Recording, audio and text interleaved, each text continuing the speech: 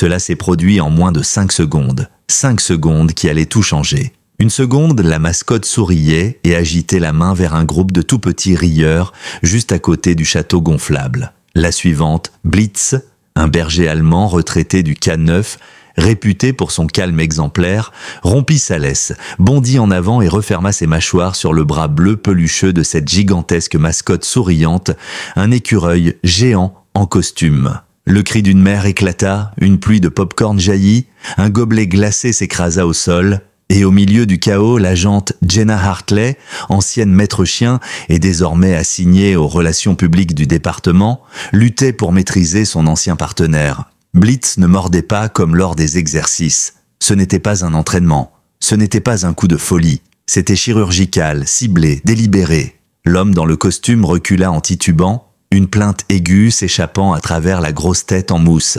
Les enfants hurlèrent, les parents jurèrent, la sécurité improvisée de l'événement hésita entre intervenir ou fuir. Ce que tout le monde voyait, c'était une scène absurde, un chien contre un écureuil en peluche. Mais pour Jenna, chaque seconde comptait. Sa voix claqua comme une balle. « Blitz lâche !» Il obéit, mais pas tout de suite. Il relâcha lentement, volontairement, comme s'il voulait s'assurer que le message passait bien. Puis, il recula, oreilles plaquées, le corps tendu comme une corde. Jenna rattacha la laisse à son collier, haletante, tentant de le calmer tandis que des dizaines de téléphones filmaient sans gêne la scène entière. L'écureuil en peluche s'effondra à genoux, agrippant son bras, geignant de douleur, toujours en costume, et bizarrement, il refusa de retirer la tête du personnage, même lorsque les secouristes accoururent. Il les écarta d'un geste et murmura qu'il allait bien avant de disparaître rapidement derrière une tente, accompagné d'un membre du staff. Jenna, elle, resta figée au milieu de l'allée du festival, son cœur battant fort, Blitz assis à ses pieds, la queue raide, le regard braqué vers la tente. Elle le connaissait. Il avait 12 ans désormais, retiré du service actif depuis 3 ans. Ils avaient tout partagé. Détection d'explosifs, recherche de stupéfiants, intervention à haut risque. Et jamais, pas une seule fois, Blitz n'avait mordu par erreur. Jamais il n'avait attaqué sans raison. Surtout pas quelqu'un déguisé en écureuil géant au milieu d'enfants. Alors pourquoi maintenant? Pourquoi ici? Elle ne le dit pas à voix haute, mais au fond d'elle, elle le savait. Blitz n'avait pas perdu la tête. Il n'était pas confus. Il avait voulu l'avertir. Et ce qu'il avait senti, ce n'était pas fini. Ce samedi-là devait être un shift tranquille. Un peu de représentation communautaire, distribuer des autocollants, prendre des photos avec des enfants, montrer aux familles que même un vieux chien de patrouille peut encore remuer la queue. Au lieu de ça, Jenna se retrouva dans la tente médicale du personnel, à remplir une déclaration d'incident, tandis que Blitz tournait en rond derrière elle comme un lion en cage. « Il n'est pas agressif », dit-elle à voix basse à l'infirmier. « Il a réagi. Il y avait une raison. Je ne sais juste pas encore laquelle. » Mais la coordinatrice de l'événement, une femme au visage rougi et au talkie-walkie trop fort, ne l'entendait pas de cette oreille. « Vous devez partir » siffla-t-elle entre ses dents. « Ce chien a attaqué un animateur devant une 50aine d'enfants. On reçoit des appels, on est tagué sur toutes les plateformes. C'est une bombe à retardement. » Jenna soupira. On n'était même pas en service. C'était une invitation du comité civique. « Eh bien, l'engagement communautaire est terminé » coupa sèchement la femme. « Emmenez votre chien et allez-vous-en. » Jenna ne répliqua pas. Elle n'en avait ni l'envie ni la force. Elle ramena Blitz à son pick-up et abaissa le haillon. Il sauta à l'arrière, mais au lieu de s'allonger comme à son habitude, il resta assis, droit, les yeux fixés vers les stands. Sa fourrure frémissait, son museau remuait doucement dans l'air du soir. « Qu'est-ce que t'as senti, mon vieux ?» murmura Jenna en attachant sa ceinture. « Qu'est-ce que t'as flairé là-bas ?»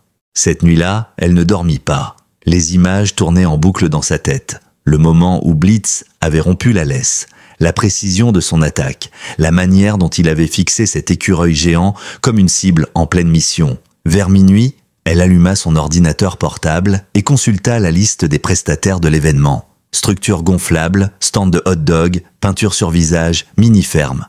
Rien d'étrange jusqu'à ce qu'elle revienne sur un nom, Bop et Buddies Mascot Entertainment Inc. Une ligne. Aucun numéro de téléphone, juste un site web en construction et un prénom, Curtis. Elle cliqua, la page afficha seulement « Coming soon ». Pas de contact, pas d'adresse, rien. C'était louche, très louche. Elle fronça les sourcils. Quelque chose clochait dans ce costume. Ce n'était pas juste un animateur de foire. Elle avait passé sa carrière à lire le langage corporel des suspects. Les mains, les épaules, la manière de se tenir, cet homme-là bougeait comme quelqu'un qui joue un rôle, trop raide, trop mesuré, trop pressé de disparaître. Elle regarda Blitz, endormi au pied de son lit. « T'as vu quelque chose, hein ?» Son museau bougea. Sa queue frappa doucement le parquet. Au matin, Jenna retourna au centre communautaire, là où les équipes démontraient les installations. Pas de badge, pas d'uniforme, juste une citoyenne curieuse. « Et, dit-elle à un agent d'entretien en train d'empiler des chaises pliantes, le gaz en mascotte, hier, il a laissé son costume ici ?» L'homme s'épongea le front avec un bandana. « Ouais, il est parti en vitesse. Il a balancé la moitié de son costume derrière la scène. On l'a foutu dans la benne. » Le cœur de Jenna s'accéléra. Elle contourna le bâtiment. Là, au fond d'une benne à ordures, dépassait un bout de fourrure bleue. Elle vérifia qu'on ne l'observait pas, puis tira le haut du costume.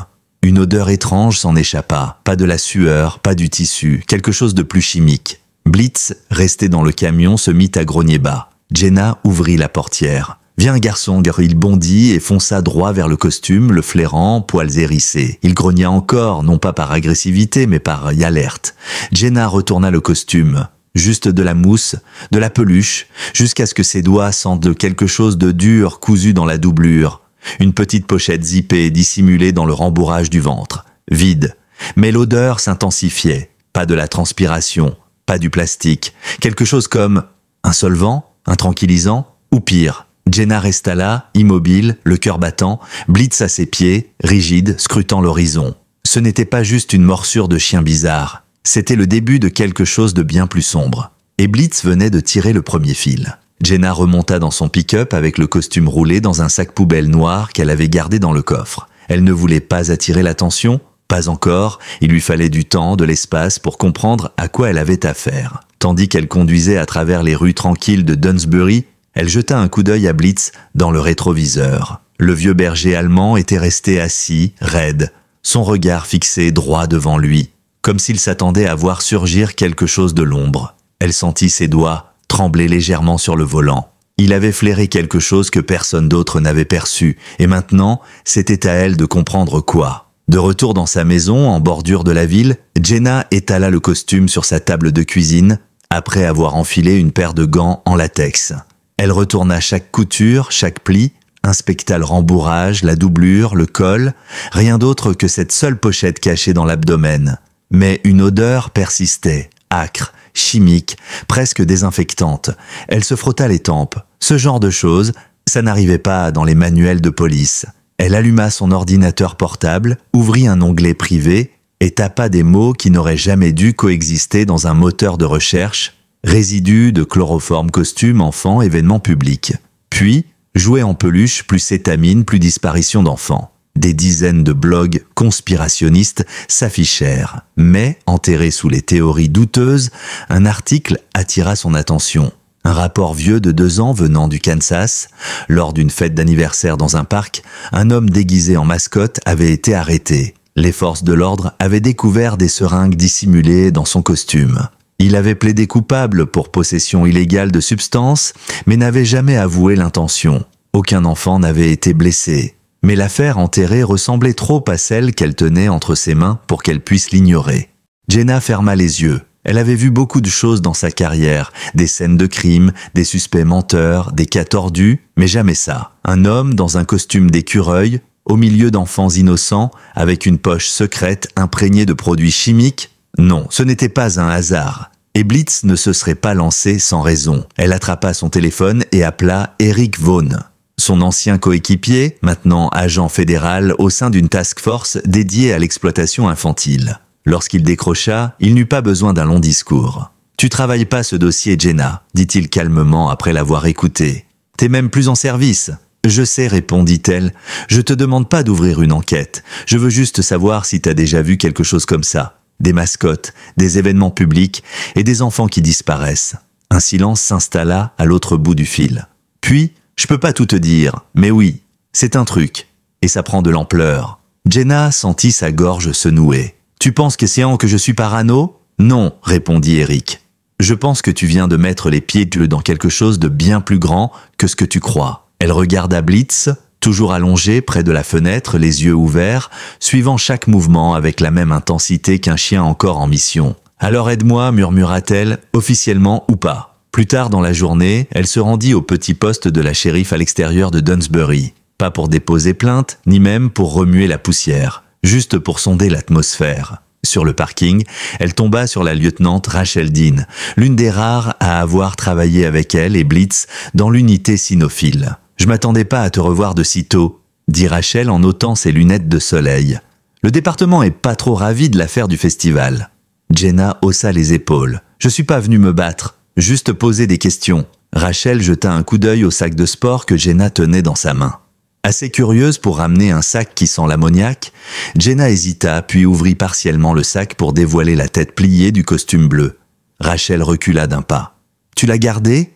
T'es sérieuse ? C'est une pièce à conviction ?» « Non, répondit Jenna posément. C'est un déchet. Personne n'a porté plainte. Personne n'a demandé de compte et surtout, personne ne sait qui était le gars à l'intérieur. » Le visage de Rachel se crispa. « Attends, quoi ?» Jenna acquiesça. « C'est ça qui me turlupine. Tout le monde regarde Blitz, mais personne ne s'est demandé qui se cachait derrière ce costume. » Ce soir-là, de retour chez elle, elle étala une carte du comté sur le mur de son salon. Elle commença à coller des post-it, des noms, des dates, des festivals et foires organisés au cours des 6 derniers mois. Puis, elle croisa ces événements avec les rapports de personnes disparues, enfants en particulier. 3 cas ressortirent, 3 événements dans 3 comtés différents. 3 enfants disparus, à chaque fois pendant un événement festif. Et à chaque fois, une société d'animation nommée Bop et Buddy's Mascot Entertainment Inc. figurait dans les fournisseurs. Même nom que celui du festival où Blitz avait attaqué. Mais il n'y avait aucun dossier de cette entreprise enregistré dans l'État. Le numéro fiscal menait à une boîte postale dans le Kentucky rural. Le numéro de téléphone affiché n'était plus attribué. Ce n'était pas juste louche, c'était volontairement opaque, comme si quelqu'un voulait rester invisible tout en circulant librement au milieu de la foule. Jenna fixa la carte, son regard se posant sur l'épingle rouge plantée dans sa propre ville. Elle prit un marqueur et traça un cercle autour. Blitz leva la tête du tapis, l'observant fixement. « On a un schéma », murmura-t-elle. 3 nuits plus tard, alors que le calme semblait être revenu, Jenna trouva une enveloppe glissée dans sa boîte aux lettres. Pas de timbre, pas de nom d'expéditeur. Juste un rectangle beige anonyme. À l'intérieur, une seule photo, floue, prise depuis derrière un grillage. On y voyait Blitz, couché dans son propre jardin, son museau posé entre ses pattes, ses yeux levés vers l'objectif.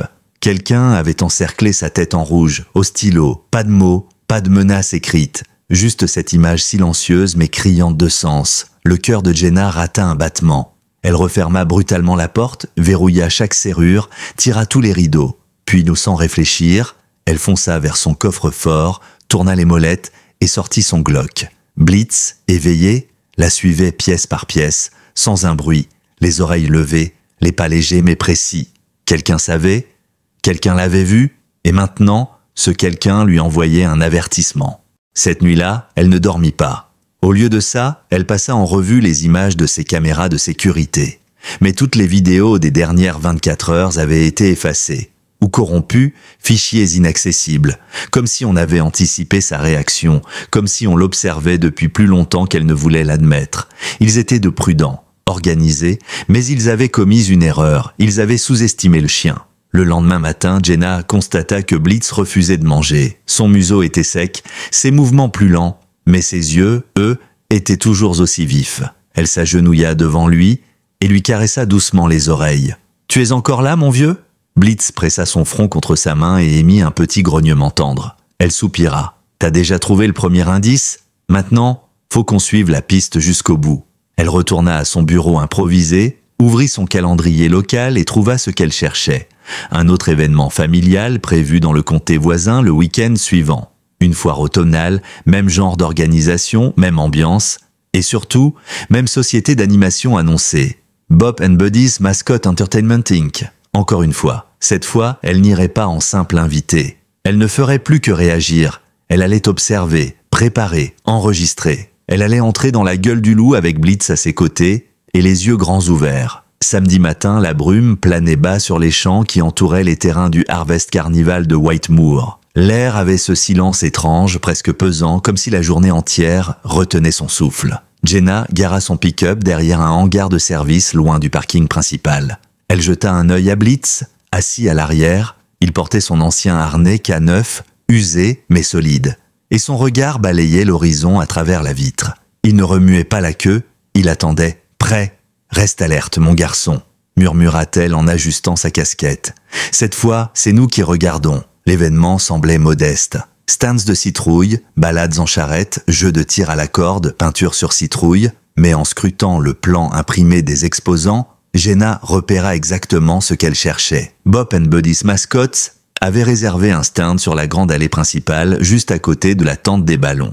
Elle s'était habillée comme n'importe quel bénévole du coin, jean, chemise à carreaux, badge, staff, récupéré la veille grâce à une amie du comité. Pas d'uniforme, pas d'arme apparente, juste elle et Blitz qui marchait tranquillement à son côté, sa langue pendante pour donner le change. Ils se fondirent dans la foule du matin encore clairsemée. Des familles arrivaient en grappe, tirant des enfants excités vers les manèges.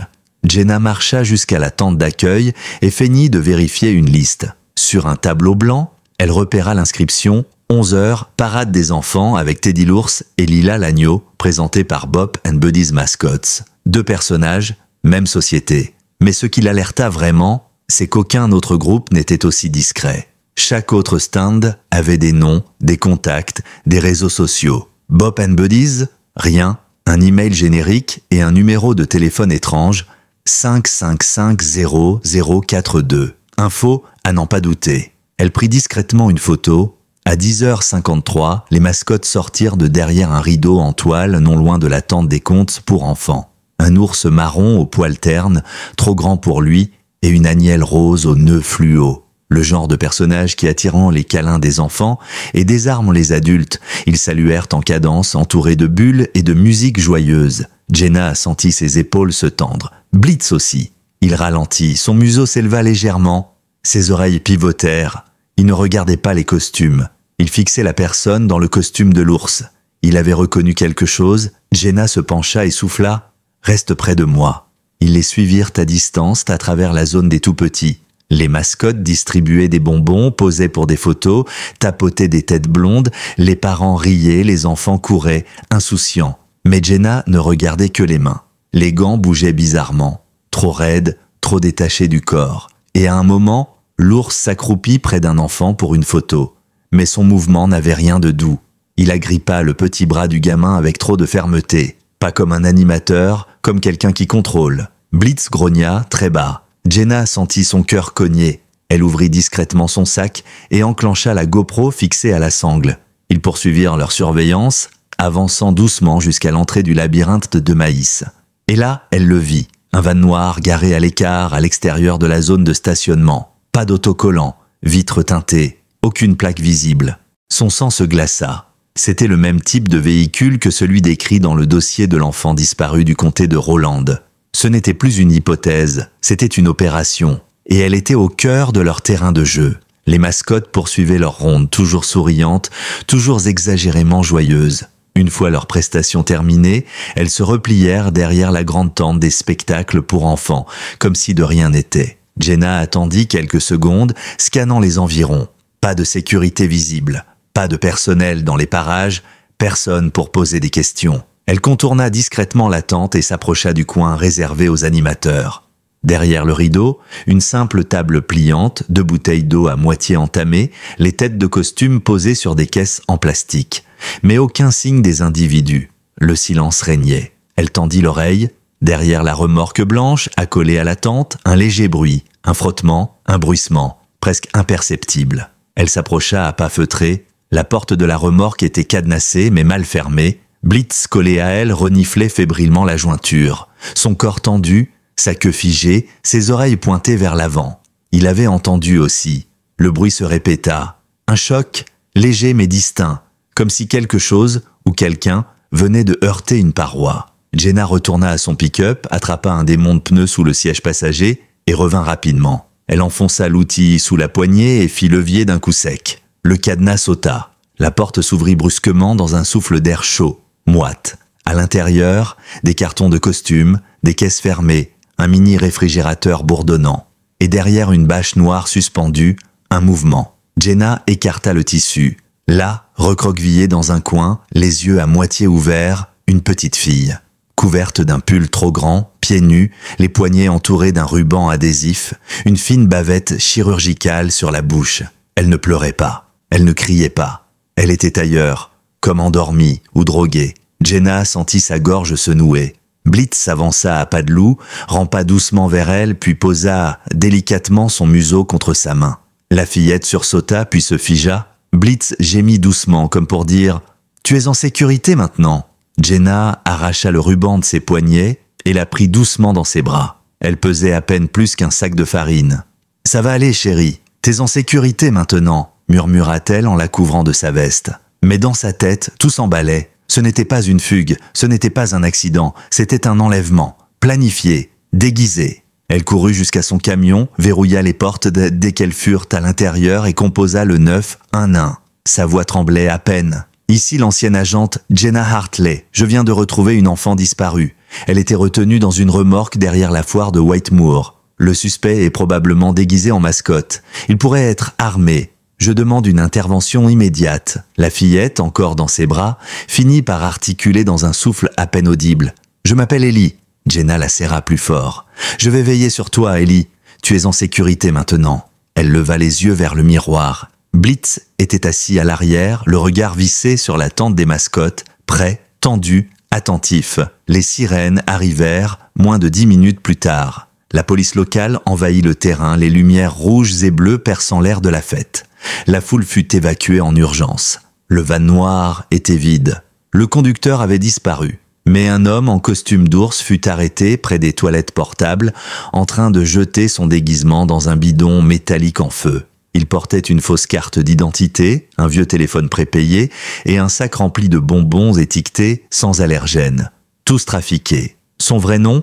Trevor Rickman. Un prédateur sexuel enregistré, en liberté conditionnelle, recherché dans 3 États pour des affaires non résolues. La femme qui incarnait l'agneau, elle, avait disparu. Ellie, 7 ans, avait été portée disparue 4 jours plus tôt. Elle s'était volatilisée sur une aire de repos à près de 2 heures de route au sud. Ses parents s'étaient arrêtés pour faire le plein. Elle était partie seule aux toilettes. Quand sa mère l'avait cherchée, elle avait déjà disparu. Aucun indice, aucun témoin. Maintenant, elle était là, blottie contre un chien qu'elle refusait de lâcher. Même à l'hôpital, même avec ses parents en larmes à son chevet, elle gardait une main fermement posée sur le collier de Blitz. Ce soir-là, Jenna s'assit sur le perron de sa maison, une tasse de café froid entre les mains. Le soleil se couchait lentement derrière les arbres. À ses pieds, Blitz dormait profondément, la tête posée sur sa chaussure. Elle regarda l'horizon puis murmura « Tu l'as senti avant tout le monde ». Elle se pencha pour lui gratter l'arrière de l'oreille. « Tu n'as jamais eu besoin de parler. Tu m'as toujours dit la vérité. » Quelque chose s'ouvrit en elle, une reconnaissance muette, un respect profond. Blitz n'était pas qu'un partenaire. Il était le dernier rempart contre ce que personne ne voulait voir. Un gardien silencieux, au flair infaillible. Et elle le savait maintenant, ce n'était que le début. 3 jours s'étaient écoulés depuis la découverte d'Ellie. 3 jours pendant lesquels le monde avait continué de tourner comme si rien n'avait changé. Mais pour Jenna, tout avait basculé. Le récit avait explosé dans les médias locaux. Un ancien chien policier et son ex-partenaire découvrent une fillette disparue, cachée dans une remorque. Blitz était devenu, malgré lui, un héros. Les titres s'étaient multipliés. Les chaînes d'infos cherchaient des interviews. Mais Jenna refusa toutes les sollicitations. Ce n'était pas une histoire pour les caméras, pas pour les likes. C'était quelque chose de plus grave. Et Blitz n'avait jamais mordu pour la gloire. Il avait agi parce qu'il savait. Il avait vu à travers le déguisement, à travers les couleurs vives, les câlins fins, les rires trafiqués. Et Jenna n'en démordait pas. Ce n'était pas un accident.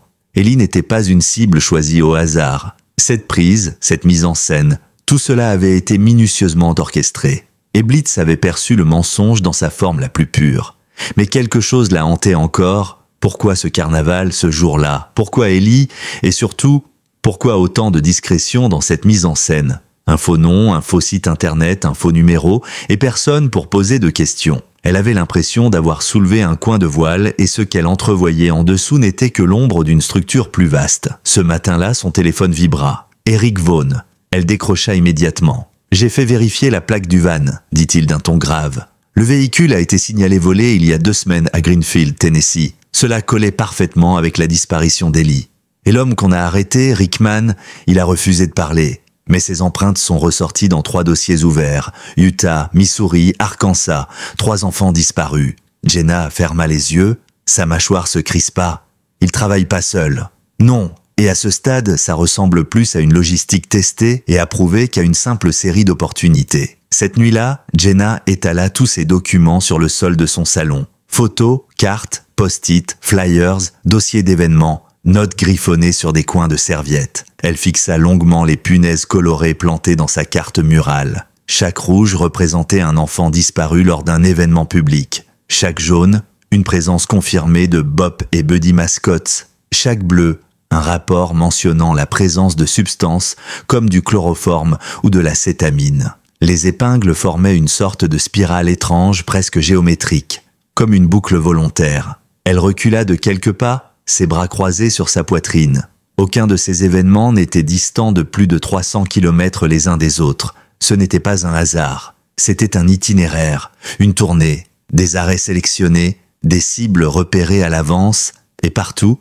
la même entreprise d'animation qui apparaissait sans jamais être réellement enregistrée. Elle frissonna. Ce n'était plus une hypothèse, c'était un système. Vers minuit, Blitz grattait doucement à la porte arrière. Elle lui ouvrit et ils sortirent sur la terrasse. Le ciel était clair, les étoiles éclatantes. Blitz s'assit et fixa la lisière de la forêt. Immobile, tendu, Jenna s'installa à ses côtés, posant sa main sur son flanc. « Tu l'as senti, pas vrai ?» Avant que moi je comprenne.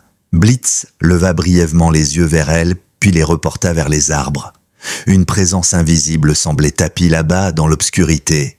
Puis de son téléphone vibra à nouveau, un message, numéro masqué. Pas de signature, tu aurais dû laisser tomber. Une photo y était jointe. Jenna elle-même entrant chez elle, prise de l'autre côté de la rue, cadrée, précise, récente. Son estomac se noua. Elle verrouilla son téléphone, rangea les documents dans un dossier et les transmit le lendemain anonymement au bureau du FBI de Memphis via leur plateforme cybercriminelle. Elle n'avait pas besoin de reconnaissance, ni même d'être crue. Elle voulait simplement que quelqu'un prenne le relais, quelqu'un avec les ressources et les moyens de frapper fort. Mais elle savait aussi une chose, ce n'était pas fini, pas encore. 2 jours plus tard, Eric la rappela. Sa voix était plus lourde. On vient de découvrir une autre remorque. Silence. Abandonnée à l'extérieur de Pine Bluff, Arkansas, même configuration, même type de costume. Pas d'enfant cette fois. Mais il s'arrêta. Mais quoi? Du sang, des cheveux, des empreintes de pieds d'enfants. Jenna resta figée. Il s'est passé quelque chose là-bas? Eric ne répondit pas tout de suite. Puis, et ce n'est pas tout. On a analysé les images des caméras de sécurité de 4 événements récents. Dans chacun d'eux, il y a un homme qui revient. Jamais en costume, toujours à la périphérie, lunettes noires, mains dans les poches. Il ressemble à un employé lambda, sauf qu'il est là, juste avant que quelque chose disparaisse. Jenna alluma son ordinateur et ouvrit une nouvelle page de son carnet d'enquête. « Envoie-moi son visage ». Lorsqu'elle ouvrit le fichier, une étrange familiarité la frappa. L'homme était banal, trop banal. Une 40aine d'années. Le genre qu'on oublie aussitôt qu'on l'a croisé. Mais Blitz, lui, ne l'avait pas oublié. Il l'avait senti à la foire. Et elle s'en souvenait maintenant. Il se tenait près de la zone logistique. Casquette neutre, badge logistique. Aucune interaction directe. Juste là, observant. Eric reprit. On pense que c'est lui le coordinateur, celui qui orchestre les mouvements. Jenna imprima la photo, la fixa à son mur, juste à côté du cercle tracé autour de Whitemoor. Et en majuscules rouges, elle écrivit « Homme inconnu, potentiel superviseur terrain ». Puis elle se tourna vers Blitz, allongé sur le tapis, les pattes croisées. « Tu penses que t'as encore une mission dans le ventre, vieux ?» murmura-t-elle. Sa queue battit doucement une fois. Le lendemain matin, Jenna repéra sur le calendrier un nouvel événement prévu dans son propre comté. Un carnaval d'Halloween. Affiches colorées, citrouilles partout, jeux d'automne, stands de maquillage et de confiserie. Mais ce qui glaça le sang de Jenna, ce fut la mention toute simple tout en bas de la page de présentation. Animation par Bop et Buddy's Mascot Entertainment. Encore eux. Elle ne perdit pas une seconde. Le soleil commençait tout juste à se lever lorsqu'elle démarra son pick-up et prit la route des terrains municipaux où se montait le carnaval. Elle ne voulait pas intervenir, pas encore. Elle voulait voir, sentir l'air, écouter ce que son instinct, et surtout celui de Blitz, pouvait lui murmurer. Le chant était déjà en effervescence. Des tentes blanches se dressaient ici et là. Des guirlandes lumineuses pendaient le long des stands. Des techniciens testaient des haut-parleurs. Le son des générateurs bourdonnait comme des insectes. Et là, garé à l'arrière, elle le vit. Un camion gris. Pas noir cette fois. Mais le gabarit était le même. Et la plaque, elle n'était pas identique à celle du van repérée à Whitmoor, mais une seule lettre différait. Ils étaient déjà là. Elle ne s'attarda pas. Elle prit discrètement une photo, la sauvegarda dans son dossier sécurisé et quitta les lieux avant que quiconque ne remarque sa présence. Blitz, resté dans le pick-up, observait encore les installations, comme s'il reconnaissait un décor, une odeur, un schéma. « On les a trouvés ?» souffla Jenna. « Mais maintenant, il va falloir prouver ce qu'ils font. » Elle passa la soirée à préparer. Elle ressortit l'ancien harnais tactique de Blitz et le nettoya avec soin. Elle y fixa une petite caméra d'action, discrète mais de bonne qualité. Elle reprogramma 2 téléphones à carte jetable, chargea des batteries de secours, prépara des copies papier de toutes les données recueillies jusqu'ici, au cas où elle n'en ressortirait pas. Le lendemain, alors que le carnaval ouvrait ses portes au public, Jenna et Blitz étaient déjà là. Elle portait un jean, une chemise à carreaux, une casquette aux couleurs locales et un badge générique de bénévole. Blitz marchait à ses côtés, calme, docile. À première vue, il ressemblait à n'importe quel duo de visiteurs. Mais sous la surface, ils étaient prêts à intervenir. Des enfants riaient en grimpant dans des manèges miniatures, des parents sirotaient du cidre chaud, des ados se bousculaient devant le stand de tir à la carabine. L'ambiance était parfaite, trop parfaite. Puis, elle le vit. L'homme de la photo, debout près d'un pylône d'éclairage, veste de staff logistique, lunettes de soleil sur le crâne. Il scannait la foule, les mains dans les poches, tranquille. Il n'avait pas encore remarqué Jenna. Mais Blitz, lui, l'avait déjà repéré. Le vieux chien s'était figé. Ses muscles s'étaient tendus, son museau s'était levé, et ses yeux ne le quittaient plus. Jenna fit demi-tour discrètement, s'éloignant pour ne pas se faire repérer. Elle activa la caméra sur son épaule et prit son téléphone pour lancer l'enregistrement audio. Elle n'avait aucune idée de comment la journée allait se terminer. Mais elle savait une chose, Blitz n'avait pas fini. L'odeur de churros et de barbe à papa flottait dans l'air, mais Jenna ne voyait plus rien de sucré. Tout autour d'elle devenait plus net, plus précis, comme si chaque détail, chaque geste pouvait être un indice. Et Blitz, silencieux, avançait avec cette lenteur contenue qu'il n'avait que lorsqu'il flairait un danger imminent. L'homme de la logistique bougea. Il porta un doigt à son oreille, probablement un micro-oreillette, puis se mit à marcher lentement vers le fond du terrain, là où se trouvait la scène principale et un petit camion blanc, banalisé, marqué « Unité traiteur ». Jenna accéléra le pas, restant en arrière, laissant son éveil. Blitz ralentit, s'arrêta même. Son nez se mit à tressaillir violemment. Et soudain, un bruit, un choc sourd, un coup contre une paroi métallique, venant de l'intérieur du camion. Jenna bondit en avant, ouvrit brusquement la porte latérale. À l'intérieur, un garçonnet d'environ 6 ans, recroquevillé dans une cage pour chien, la bouche bâillonnée, les yeux à demi clos, à peine conscient. Elle sentit son cœur rater un battement. Elle s'agenouilla immédiatement, vérifia son pouls, faible, mais présent. Blitz grogna soudain, un son grave, presque un aboiement, un avertissement. Jenna se retourna juste à temps pour voir l'homme au badge logistique foncer sur elle. Elle n'eut pas le temps de dégainer, mais Blitz, lui, avait déjà bondi. Pas une attaque à la gorge, pas une morsure, mais un impact maîtrisé, un choc direct contre la cuisse de l'homme qui le projeta contre la paroi du camion. Jenna en profita pour dégainer son spray au poivre et lui en balancer une giclée en plein visage. L'homme hurla, recula en titubant.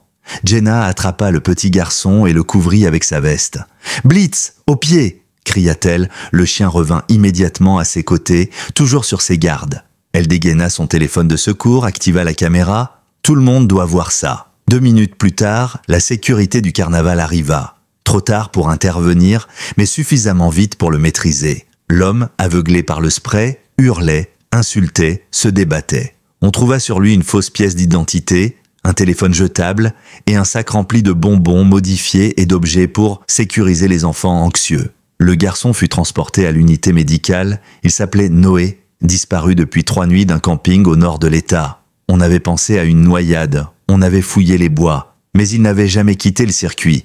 Et maintenant, grâce à Blitz, il était vivant. Cette nuit-là, alors que les gyrophares s'éteignaient enfin et que les cris s'étaient tus, Jenna était restée assise à l'arrière d'une ambulance, Noah blotti sous une couverture thermique dans ses bras. Il ne parlait pas encore, mais il avait cessé de trembler, et il s'accrochait à sa manche comme à une ancre. Blitz, lui, s'était couché contre la roue du véhicule, les pattes étendues, les yeux fermés, mais toujours éveillé. Son travail était terminé, du moins, pour cette nuit-là. Jenna rouvrit l'application vidéo de son téléphone. Elle repasse les images, Blitz bondissant pour intercepter l'homme, le garçon recroquevillé dans la cage, l'agresseur essayant de fuir. Ce n'était plus une théorie, plus un pressentiment. C'était une vérité nue, filmée, enregistrée. Et personne, cette fois, ne pourrait prétendre que le danger n'existait pas. Son téléphone sonna. Eric. « C'est lui, confirma-t-il d'une voix grave. C'est le type qu'on suivait. » Il a fini par parler. Jenna se redressa. « Jusqu'où ça va ?» Un silence. Puis, il connaît des prénoms, des lieux, des points de passage. On est en train de recouper. Il ne dirigeait pas tout, mais il faisait partie du noyau. Sans lui, rien ne bougeait. Jenna regarda Blitz, qui leva la tête lentement, comme s'il écoutait aussi. « Et maintenant ?» demanda-t-elle. « Maintenant, on va chercher les autres. Mais toi, Jenna, toi et ton chien, vous avez mis fin à quelque chose. » Le lendemain matin, le carnaval fut annulé. Ruban jaune, périmètre bloqué. Les citrouilles pourrissaient déjà sous la rosée. Jenna s'assit seule sur les marches du tribunal de New Hollow. Dans la lumière pâle du matin, la ville paraissait immobile, suspendue. Blitz, encore fatigué mais debout, était allongé contre sa jambe. Elle n'avait pas dormi, pas vraiment. Mais cette fois, ses mains ne tremblaient plus. Noah avait été rendu à ses parents dans la nuit.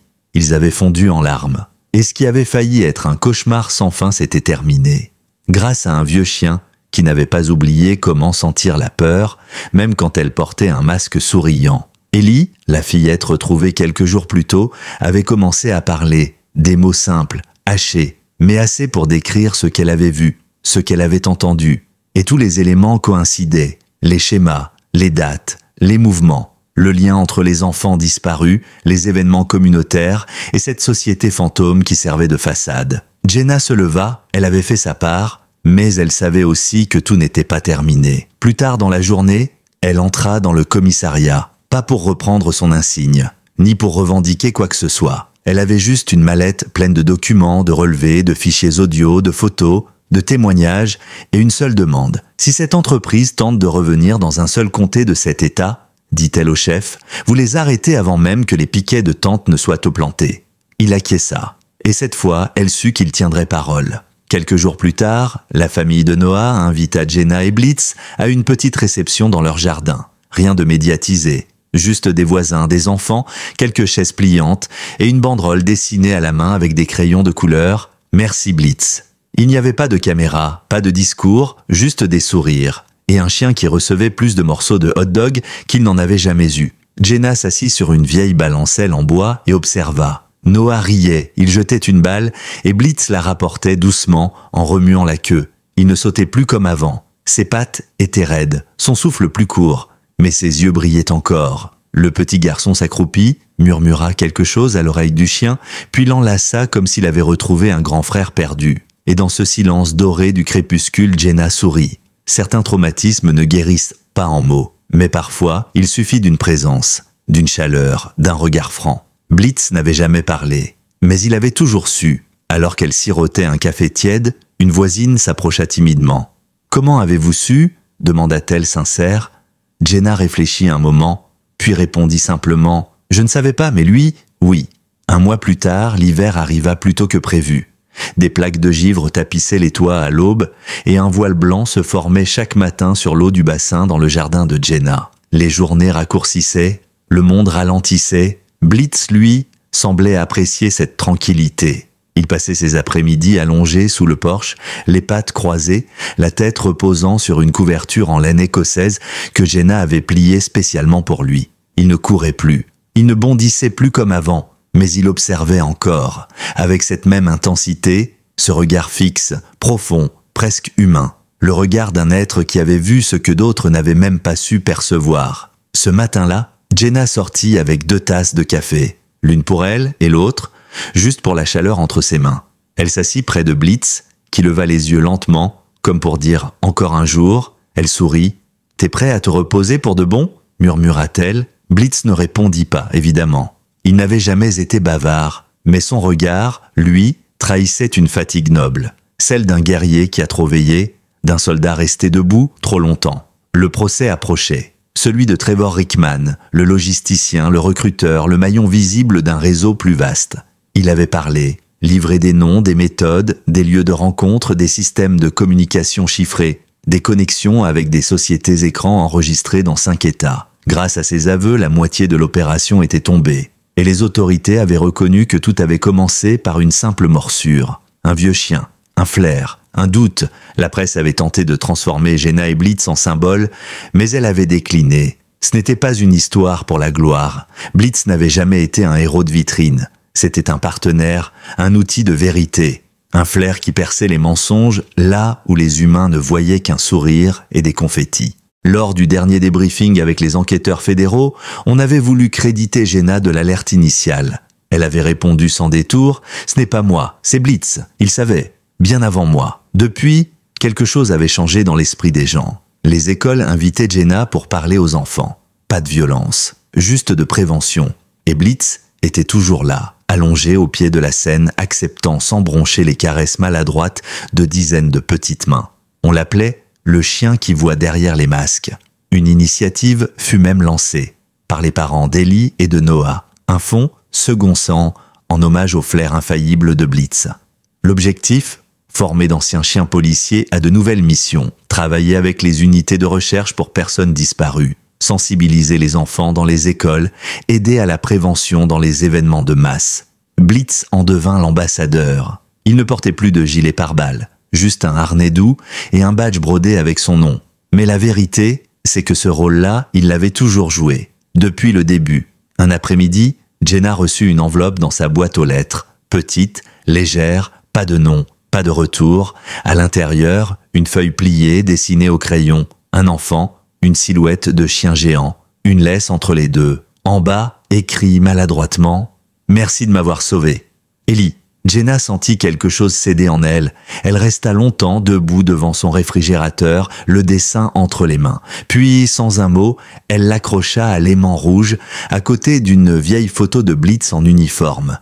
À ses pieds, le vieux berger allemand leva la tête. Il la regarda simplement, comme s'il comprenait ce que ce petit bout de papier représentait. « Oui, c'est toi qui l'as sauvé », murmura-t-elle. Une semaine avant le procès, Jenna emmena Blitz chez le vétérinaire pour un contrôle. Il respirait plus lentement, montait les marches avec effort. Elle avait repoussé ce moment autant qu'elle avait pu. Le vétérinaire, un homme doux, aux gestes précis, la regarda dans les yeux.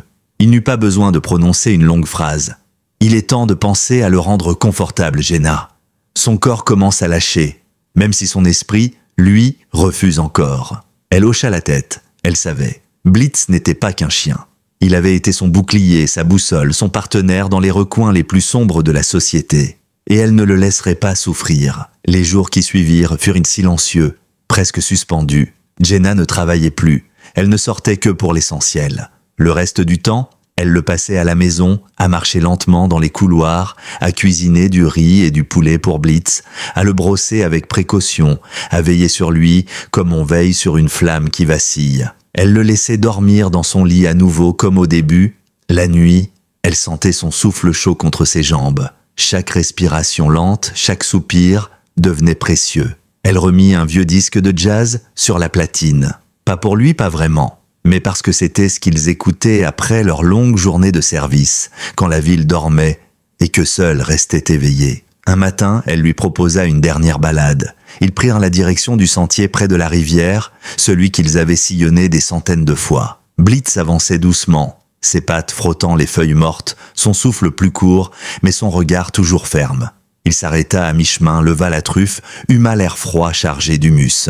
Il ferma les yeux un instant, comme pour imprimer chaque odeur, chaque souvenir. Jenna s'accroupit à ses côtés et lui raconta des histoires, des souvenirs d'enquête, de fou rire, d'adrénaline. Elle parla de Kay, la fillette du premier sauvetage, celle qui avait dessiné la lettre. Elle parla de Noah, du regard qu'il avait posé sur Blitz, comme s'il l'avait attendu toute sa courte vie, et du petit garçon d'en face qui avait demandé un jour si Blitz avait des super pouvoirs. « Peut-être qu'il en avait un » dit-elle en caressant son flanc.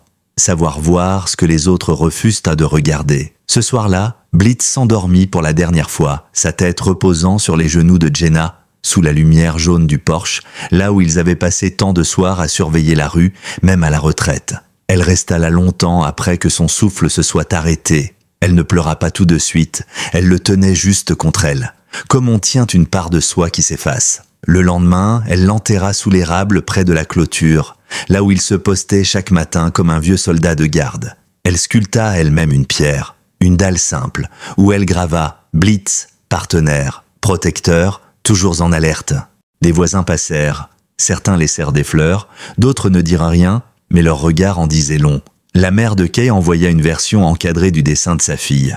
Elle n'avait rien ajouté, elle savait que les mots n'étaient plus nécessaires. Ce soir-là, Jenna s'assit seule, son café tiède entre les mains, regardant le jardin devenir sombre. Le silence avait un poids différent. Il n'était plus seulement absence, il était présence manquante.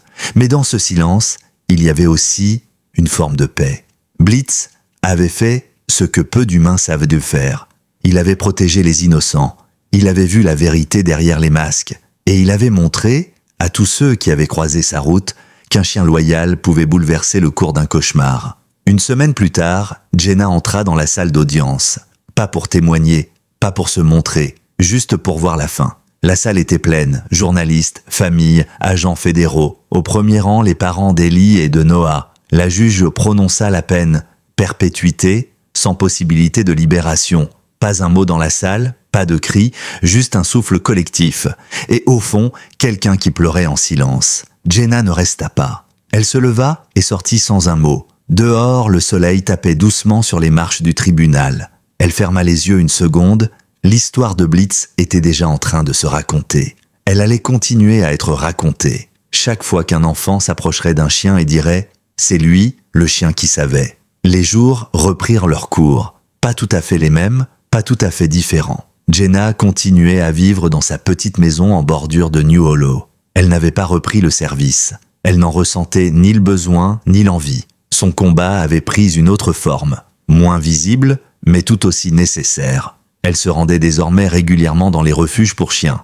Pas pour adopter, pas encore, mais pour observer, pour chercher. Elle parlait aux équipes, posait des questions, et parfois elle reconnaissait ce regard particulier, celui qu'elle avait vu chez Blitz.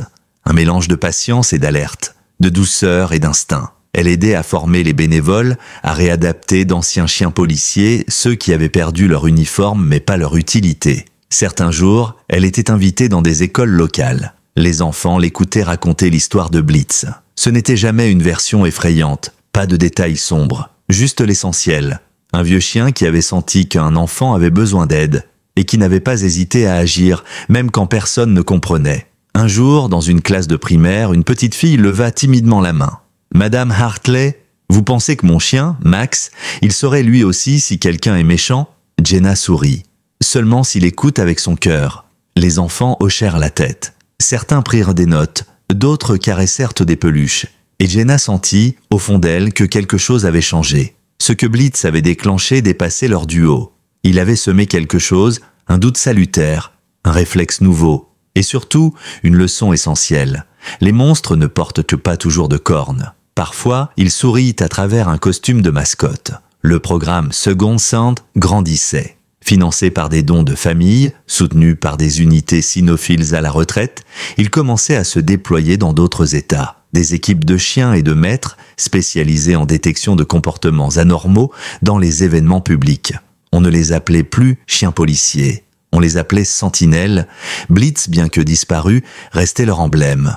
Un petit médaillon à son effigie avait été fabriqué, distribué dans les premières unités. On y lisait « Toujours alerte, toujours loyal ». Un matin, Jenna reçut une lettre. Pas d'adresse, pas de signature, juste une petite enveloppe épaisse. À l'intérieur, un badge en métal, discret. Sur le revers, gravé au laser, un chien ne juge pas avec les yeux. Il sent la vérité. Elle sourit. Puis elle le rangea dans une boîte, à côté du collier de Blitz, de son harnais, et du vieux jouet en forme de balle qu'il refusait de lâcher, même dans ses derniers jours. Quelques semaines plus tard, elle fut invitée à une cérémonie modeste organisée au siège régional du FBI. Ils avaient installé une plaque dans le hall d'accueil, sur celle-ci, une silhouette de berger allemand face au vent, et une inscription simple, en mémoire de Blitz, dont le flair a sauvé des vies et révélé des vérités. Jenna ne dit rien, elle n'avait jamais aimé les discours. Mais après la cérémonie, elle s'assit quelques minutes sur un banc juste en face de la plaque. Elle ferma les yeux, se souvenant du bruit de ses pas, de son souffle régulier à côté du sien, du tintement du mousqueton sur sa laisse. Puis elle se leva, le cœur lourd mais droit. Blitz ne serait plus jamais à ses côtés. Mais son regard, son instinct, sa façon d'alerter sans aboyer vivrait à travers d'autres chiens, d'autres enquêtes, d'autres enfants sauvés sans qu'ils sachent jamais qui les avait protégés. Et Jenna, elle, continuerait à marcher, non plus en patrouille, mais avec un devoir, celui de raconter. Les saisons changèrent, l'hiver fit place à un printemps timide, puis à un été lent, moite, ponctué de tonnerres au loin. La maison de Jenna était redevenue calme, trop calme parfois. Il n'y avait plus de pattes qui grattent à la porte au lever du jour, plus de grognements fatigués quand elle bougeait sur le canapé. Mais l'absence de Blitz n'avait rien de vide. Elle avait laissé une empreinte, solide, douloureuse parfois, mais pleine. Un matin, en classant de vieux papiers, elle tomba sur un carnet de notes qu'elle tenait lorsqu'elle était encore en service actif. À la dernière page, une phrase écrite à la main, en majuscule. « Si tu ne sais pas ce que tu regardes, regarde ce que ton chien sent. » Elle resta un moment à fixer ces mots. C'était plus qu'un conseil opérationnel. C'était devenu une philosophie. Ce même jour, elle reçut un appel. Une jeune femme, ancienne collègue du temps de l'unité K9 à Knoxville. Elle travaillait désormais dans un organisme de coordination entre les États. Elle avait entendu parler du programme Second Scent et elle voulait savoir si Jenna accepterait de former d'autres binômes, pas en uniforme, mais pour apprendre à lire les signes, les odeurs, les silences. Jenna hésita un instant puis répondit « Oui ». S'ils sont prêts à écouter. La semaine suivante, elle visita un petit refuge à l'extérieur de Chattanooga, un centre de reconversion pour chiens militaires réformés. Là, elle rencontra un labrador noir nommé Rocket, ancien chien de recherche dans une base aérienne. Blessé à la hanche, réformé jeune, il attendait une nouvelle mission. Il n'était pas aussi précis que Blitz, pas aussi discipliné, mais il avait ce regard, cette attente dans les yeux, cette vigilance tranquille. Elle demanda à le promener. Rien de formel, juste pour voir. Au bout de 21 minutes de marche, Rocket s'arrêta net devant un groupe d'enfants qui jouaient dans un parc voisin. Il ne bougea plus. Sa truffe se leva légèrement. Ses muscles se tendirent. Il avait senti quelque chose. Jenna sourit. Ce n'était peut-être rien, ou peut-être tout. C'était ainsi que tout avait commencé, après tout. 2 semaines plus tard, elle signait pour accueillir Rocket chez elle, pas pour remplacer Blitz. Personne ne pourrait, mais pour continuer. Parce que c'était ça, l'héritage. Transmettre, surveiller, protéger. Dans son salon, elle accrocha une nouvelle carte, moins dense que la précédente, mais avec de l'espace pour d'autres épingles. Elle plaça une photo de Blitz au centre, entourée des prénoms d'enfants retrouvés. Et en bas, en lettres sobres, ceux que le flair ramène à la maison. Rocket s'installa rapidement dans sa nouvelle vie. Il aimait le silence, les longues balades et les croquettes au saumon. Il ne cherchait pas à combler un vide. Il vivait simplement à côté d'une femme qui savait écouter. Et parfois, au crépuscule, Jenna s'asseyait sur le vieux banc près de l'érable où reposait Blitz. Rocket s'allongeait à ses pieds, elle restait là, à regarder le soleil descendre derrière les arbres. Il arrivait que des enfants du quartier passent en vélo et s'arrêtent, l'un d'eux lançant timidement « C'est lui le nouveau chien qui sent les méchants ?» Jenna répondait toujours la même chose avec un petit sourire. Il apprend, mais s'il écoute bien, il saura. Et dans son cœur, elle savait que c'était vrai. Parce que Blitz n'était pas seulement un souvenir, il était devenu une méthode, un instinct, une voix silencieuse qui vivait désormais dans chaque chien conformé à veiller sur les autres, et dans chaque personne prête à croire qu'un regard, un frisson, un grognement peut parfois suffire à sauver une vie. L'été touchait à sa fin lorsque Jenna reçut une invitation. Un événement modeste mais symbolique. Une cérémonie tenue dans une bibliothèque municipale de Burlington Falls, une petite ville du Nord. Une exposition temporaire sur le rôle des chiens dans la protection civile, organisée à l'initiative de familles dont les enfants avaient été retrouvés grâce au programme Second Scent. Jenna hésita. Les cérémonies ne lui ressemblaient pas. Mais quelque chose dans la lettre l'ébranla. Au dos, une photo. Un simple cliché. On y voyait Noah, Ellie et 2 autres enfants, tous les 4 réunis dans un champ, souriant avec autour d'eux plusieurs chiens en harnais, assis ou allongés dans l'herbe. Et au milieu, sur une banderole en tissu, « Merci à ceux qui flairent l'invisible ». Jenna a pris la route le lendemain. Roquette était couché sur le siège passager, calme, le museau contre la fenêtre. Il s'habituait à la voiture, à la route, et à cette femme silencieuse qui lui parlait souvent comme à un ancien ami. Quand elle arriva à la bibliothèque, la salle était déjà pleine. Des familles, des bénévoles, des maîtres chiens venus d'états voisins. Il n'y avait pas de projecteur, juste des bougies, des photos, des témoignages manuscrits. Et dans un coin, une vitrine. À l'intérieur, le collier usé de Blitz, son badge, et un petit panneau, Blitz, le chien qui a vu ce que personne ne voulait voir. Jenna sentit sa gorge se serrer. Elle s'approcha lentement. Roquette resta à ses côtés, immobile. Il n'aboyait jamais dans ce genre d'endroit, comme s'il sentait que ce moment ne lui appartenait pas encore. Une fillette s'approcha. Cheveux bouclés, sourire timide. Elle tendit une feuille à Jenna. « C'est pour vous, dit-elle. C'est moi qui l'ai dessiné. » Jenna déplia la feuille. Une maison, une femme, un chien, 2 enfants se tenant la main, entourés d'étoiles. « C'est votre chien qui les a sauvés dans mon rêve. » Jenna s'agenouilla, remercia doucement et posa une main sur l'épaule de la petite. À ce moment-là, elle comprit que Blitz n'était pas mort, pas vraiment. Il était dans ses souvenirs, ses dessins maladroits, ses regards pleins de gratitude. Il avait cessé de marcher à ses côtés, mais il continuait d'avancer avec elle, partout où le danger reste silencieux, partout où les apparences sont trop jolies pour être honnêtes, partout où un enfant peut disparaître sans bruit. La soirée se termina sur un poème récité par une mère, puis chacun alluma une bougie à la mémoire des chiens tombés en service, des enfants retrouvés et de ceux qu'on cherchait encore. Jenna resta longtemps après les autres, la salle vide, le silence revenu. Elle observe encore la vitrine. « Tu l'as fait, vieux frère », murmura-t-elle. En rentrant à la maison, elle prit un carnet neuf. Elle écrivit sur la première page « Journal de veille, Roquette.